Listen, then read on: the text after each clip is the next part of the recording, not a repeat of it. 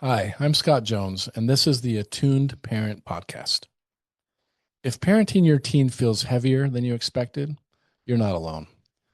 On this podcast, we talk about what's really happening underneath anxiety, defiance, shutdown, and family conflict, using attachment science, nervous system awareness, and practical tools that actually work.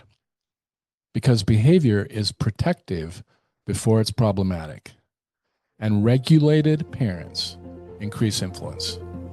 Let's get started.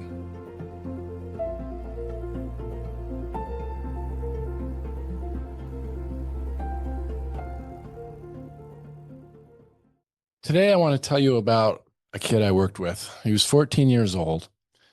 He was smart, genuinely funny, the kind of kid teachers liked until they didn't.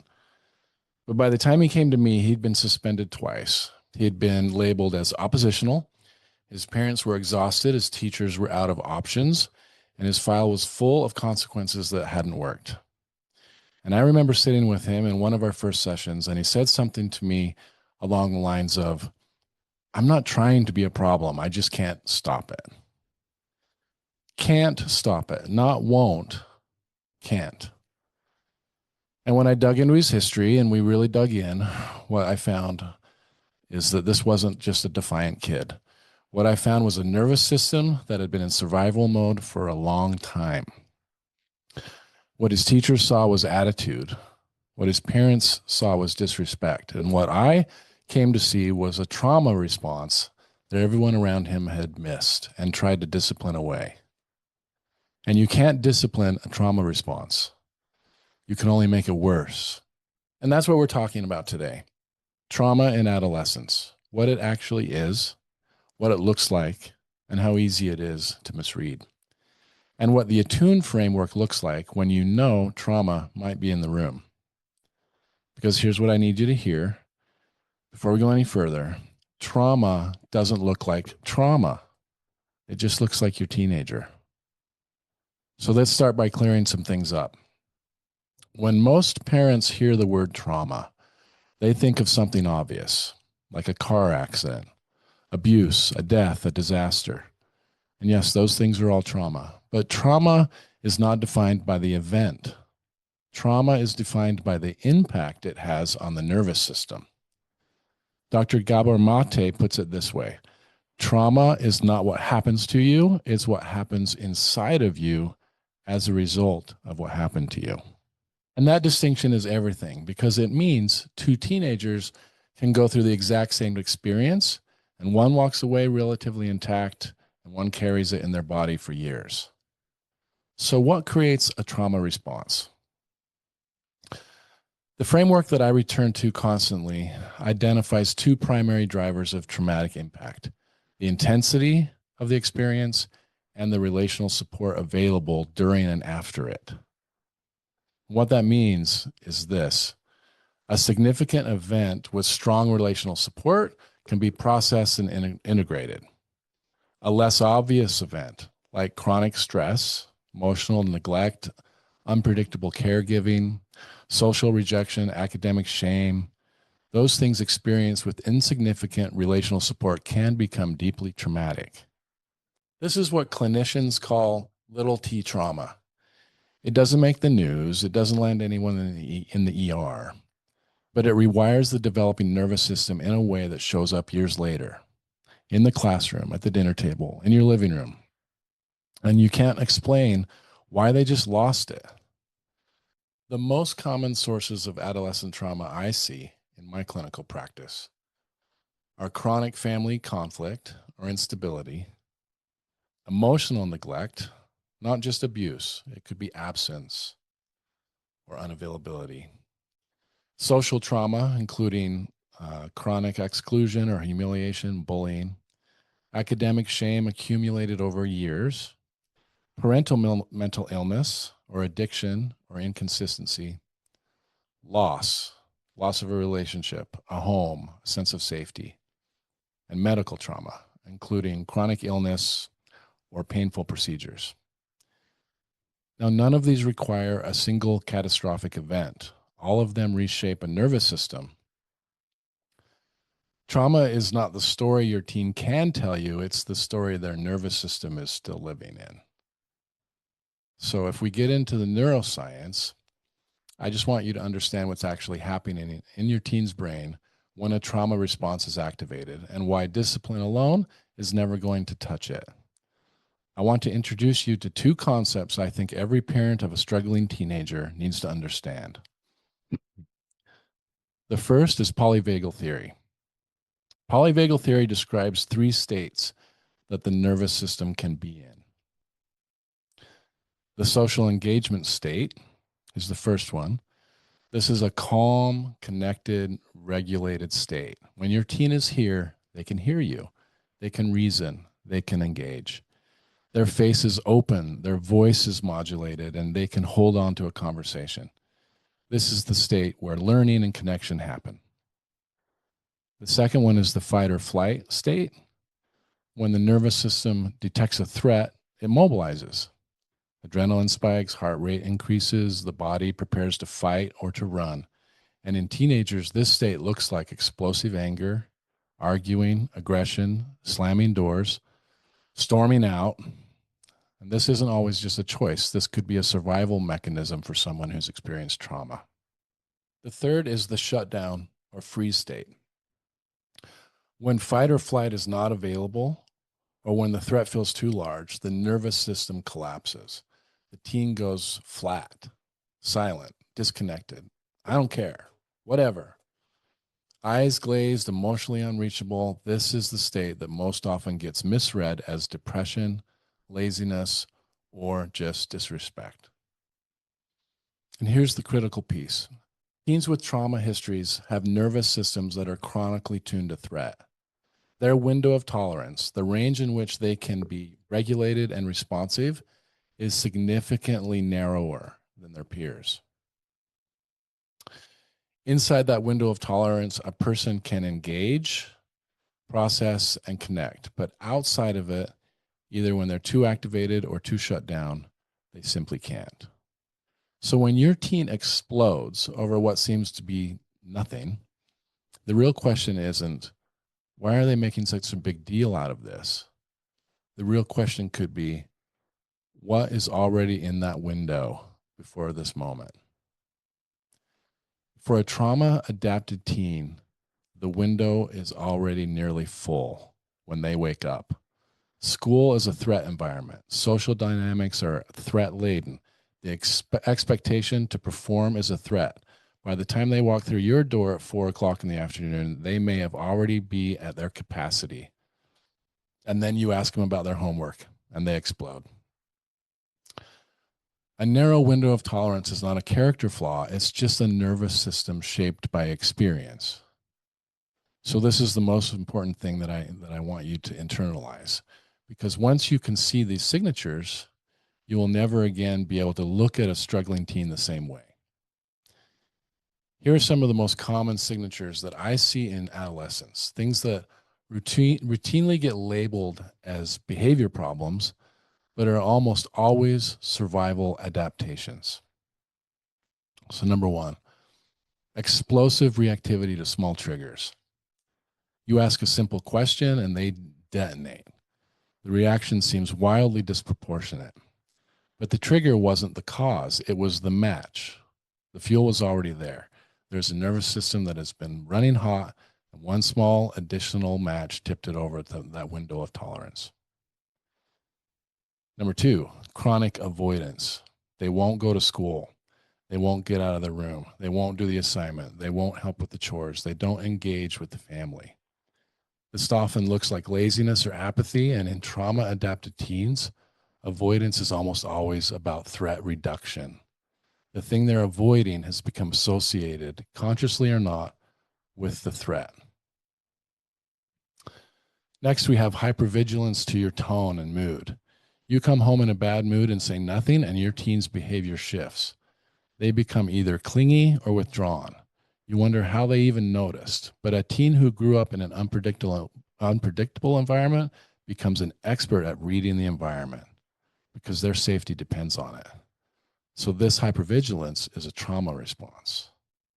Next, we have difficulty with trust and authority. They argue with everything. They question every rule. They seem constitutionally opposed to being told what to do. In some teens, this is developmental defiance, which we talked about last episode. But in trauma-adapted teens, resistance to authority is often a survival adaptation.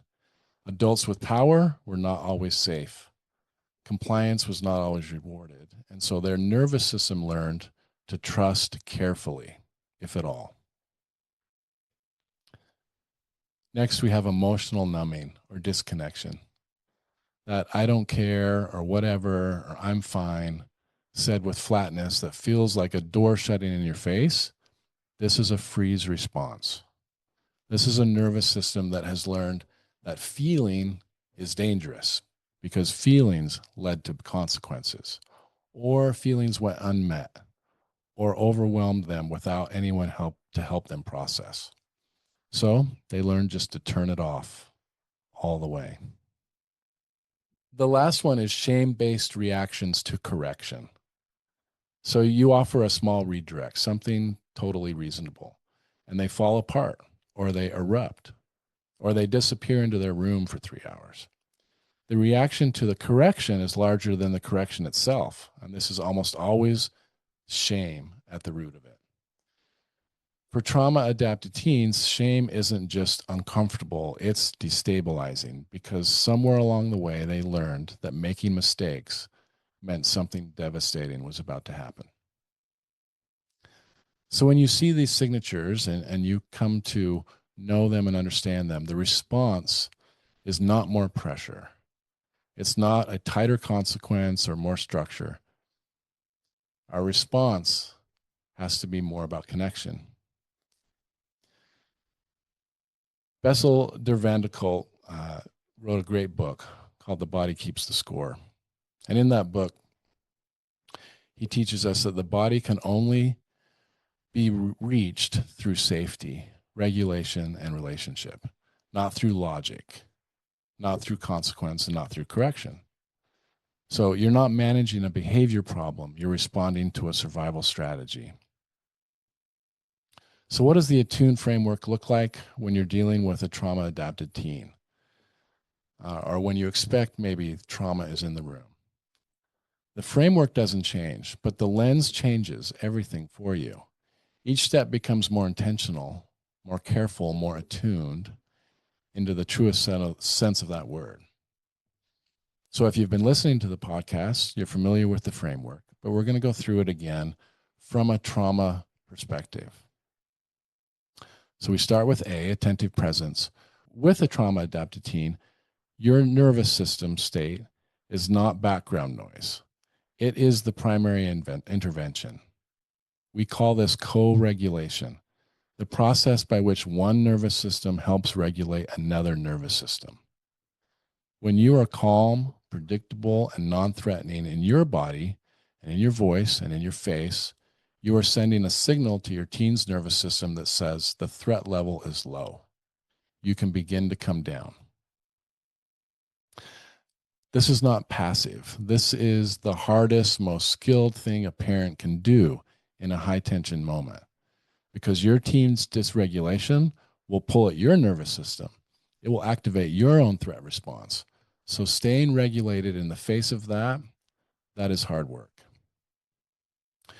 In practice, before you engage, you have to notice your own state. Lower your voice. Not in a controlled, deliberate way that telegraphs suppressed frustration, but genuinely be softer. Slow your movements down. Make your face readable. Body language is important. These are physiological signals to a nervous system that says it is safe. T, track emotion. With trauma-adapted teens, this step requires you to look past the presenting behavior to the survival state underneath. So you ask yourself, are they in fight or flight, or activated, reactive, defended? Are they in freeze, flat, shut down, unreachable? Or are they in that window of tolerance where they are regulated enough to actually receive what I'm trying to give them right now? The answer to that question changes your approach. If they're outside of their window of tolerance in either direction, connection and correction are both off the table. Regulation has to come first.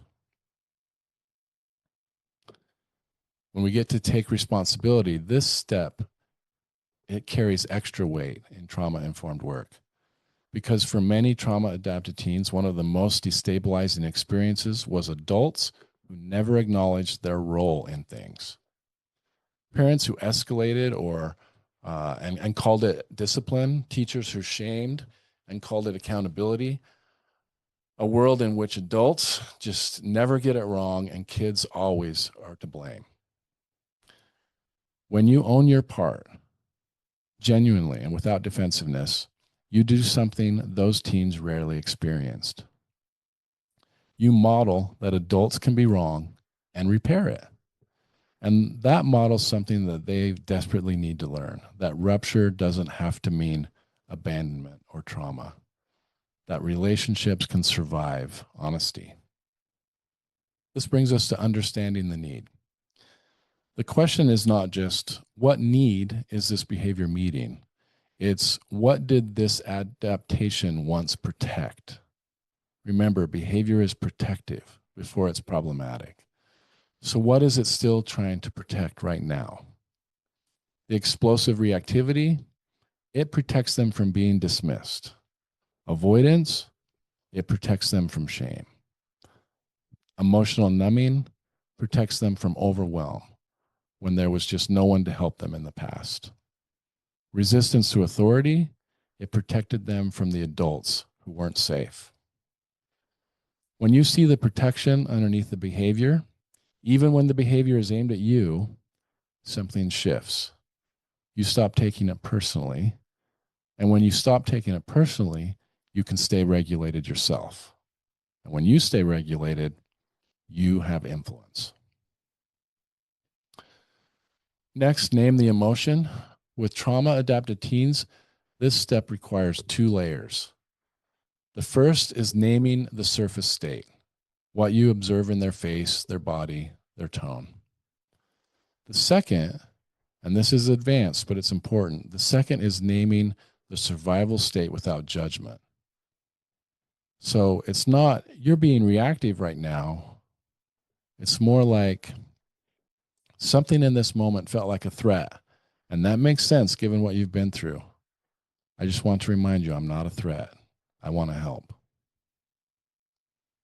You will not always say it perfectly, and you don't need to.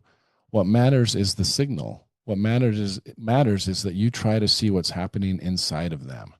You're not just reacting to what's happening in front of you.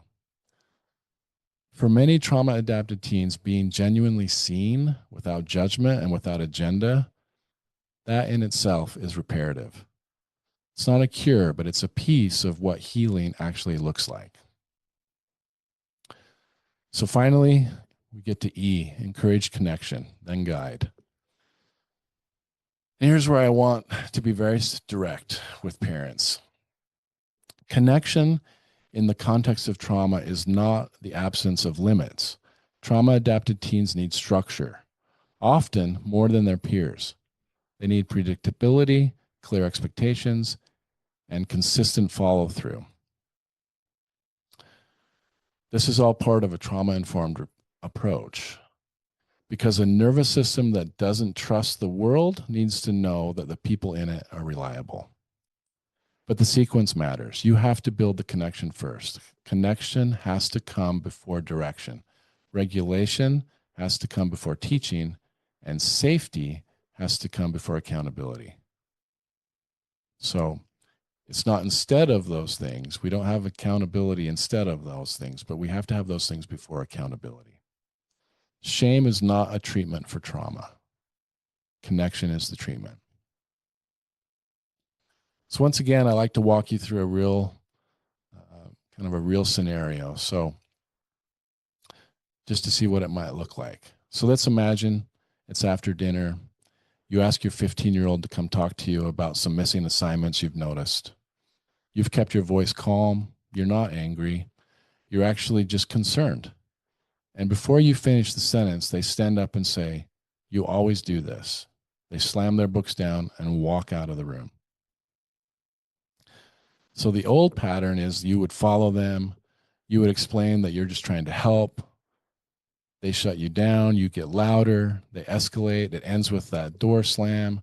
And now there's a consequence. And on top of the unresolved conflict and on top of whatever was already going on for them, the homework still isn't done. Nobody reached the actual issue, and the relationship took a hit.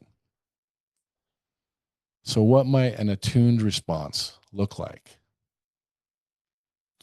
So A, attentive presence.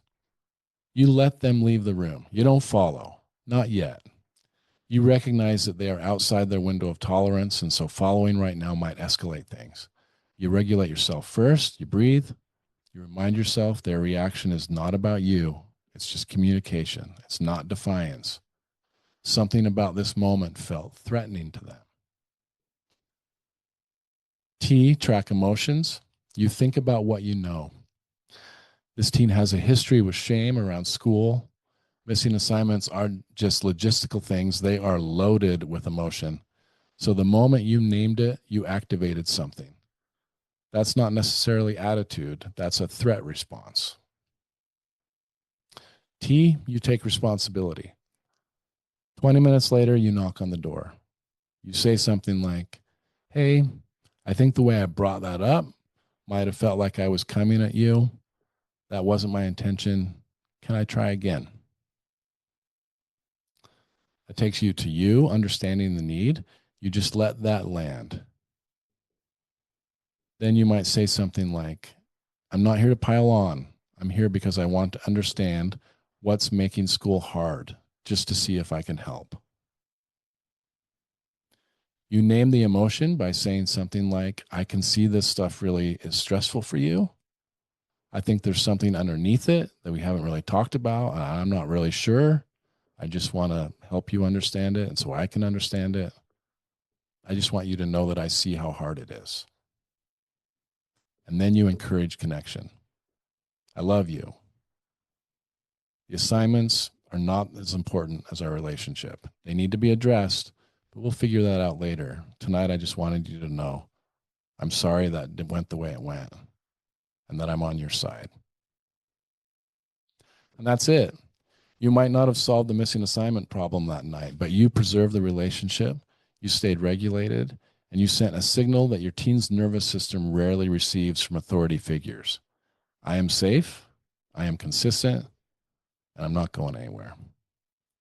With trauma-adapted teens, that signal repeated over time is how a window of tolerance begins to grow and get bigger.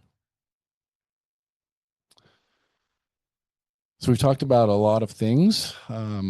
Trauma for me is something I deal with every day. And I want to make this really clear as we wrap up. As parents, if you're dealing with a teen who's gone through trauma and the behavior just feels out of control, I just want you to know you're not failing. You are navigating one of the most difficult things a parent can face, a teenager whose nervous system has been shaped by pain and whose behavior keeps pulling you towards a response that makes that pain worse. That cycle isn't your fault, but it is within your power to help change it. So here's the shift I want you to think about. Stop asking, how do I stop this behavior? And start asking, what is the nervous system trying to tell me? What are they trying to survive? What is the behavior communicating to me? Because when you can hold that question, even imperfectly, even when you're exhausted, even when the behavior has pushed you away and pushed all of your buttons, something starts to change. You become a safe person in an unsafe feeling world for your teen. And safe people, consistent, regulated, curious, safe people are the primary agent of healing for trauma-adapted teenagers. I want you to remember that the relationship is not the backdrop for the intervention. The relationship is the intervention. So if you take nothing else from today, take this.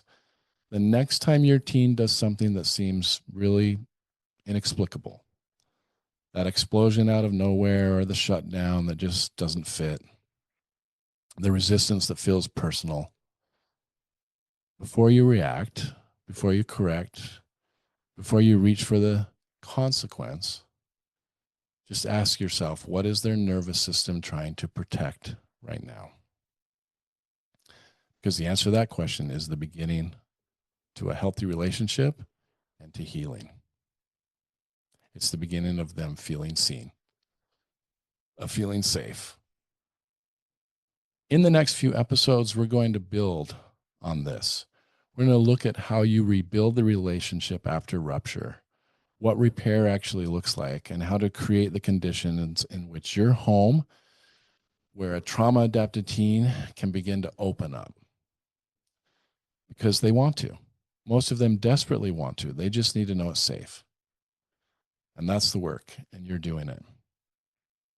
So if this episode reached you, if it maybe named something for you that you've been trying to figure out, please share it. There is another parent out there going through it right now that is exhausted, that needs to hear this. Follow the Attuned Parent wherever you listen. And if your teen needs more support than your home environment can provide, Stillwater Academy is a great place to look for some help. Their contact information is in the show notes. So good job. Keep it up. You're not alone in this. I'll see you next time.